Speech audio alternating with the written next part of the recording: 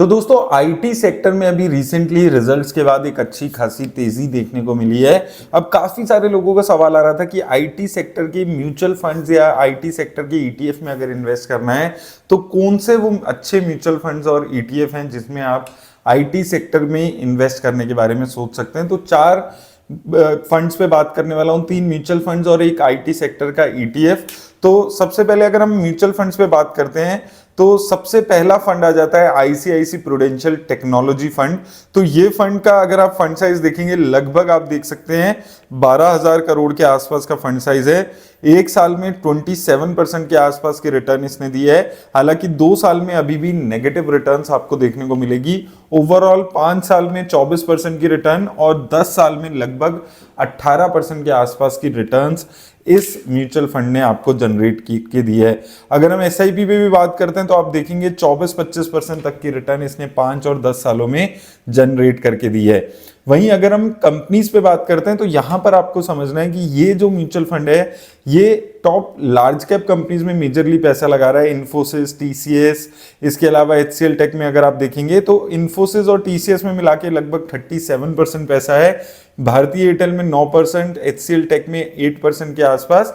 उसके अलावा Tech Mahindra, LTI Mindtree, Persistent System जैसी कंपनीज में यहां पर इसने अपना मेजर पैसा इन्वेस्ट किया हुआ है। तो ये कंपनीज में इसने अपना मेजर पैसा यहां पर इन्वेस्ट करके चल रहा है। मेजरली आईटी सेक्टर की कंपनीज यहां पर आपको नजर आएंगी, लेकिन उसके अलावा भी कुछ सर्विस सेक्टर की कंपनीज आपको नजर आएंगी अगर हम बात करते हैं पर्टिकुलरली इस फंड की।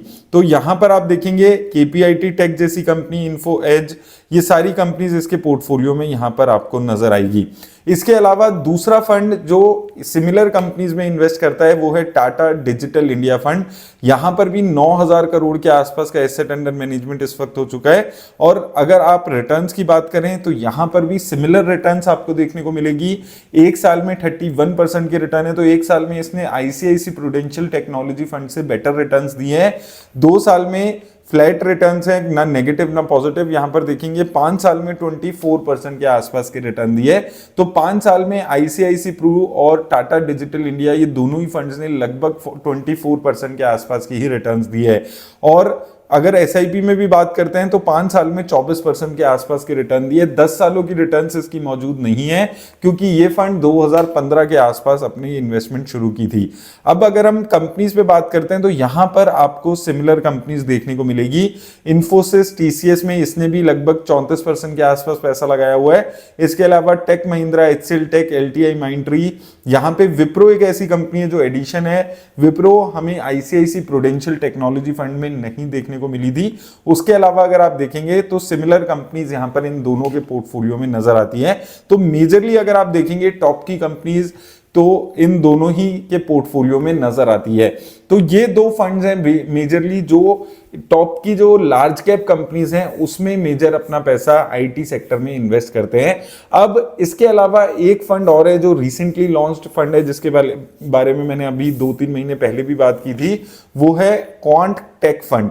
अब क्वांट टेक फंड जो है इसका ये अभी रिसेंटली लॉन्च हुआ है। तो इसका जो फंड साइज है वो लगभग 234 करोड़ के आसपास का ही है।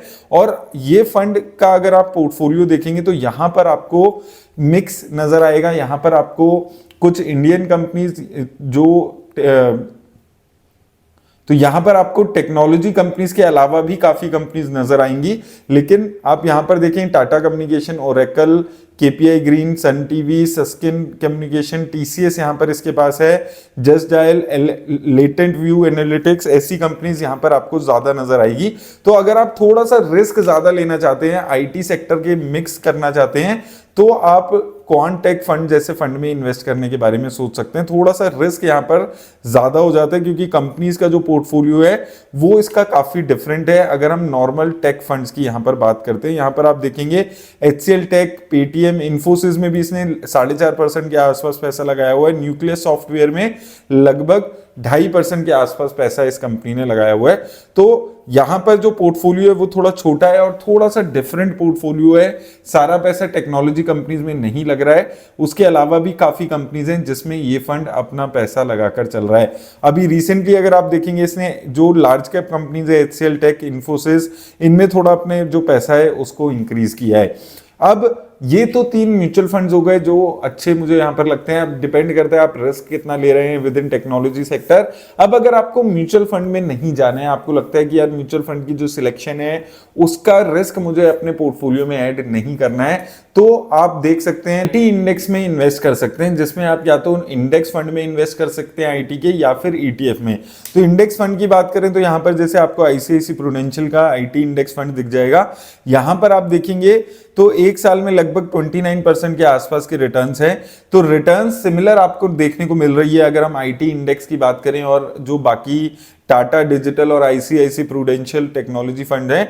अगर कंपनीज की बात करते हैं तो यहां पर टॉप लार्ज कैप कंपनीज आपको सारी देखने को मिलेगी, Infosys, TCS, HCL Tech, Tech Mahindra, Wipro, LTI, Mindtree, Coforge, Persistent System, Mphasis. तो ये मेजरली कंपनीज यहां पर इसके पोर्टफोलियो में रहती है।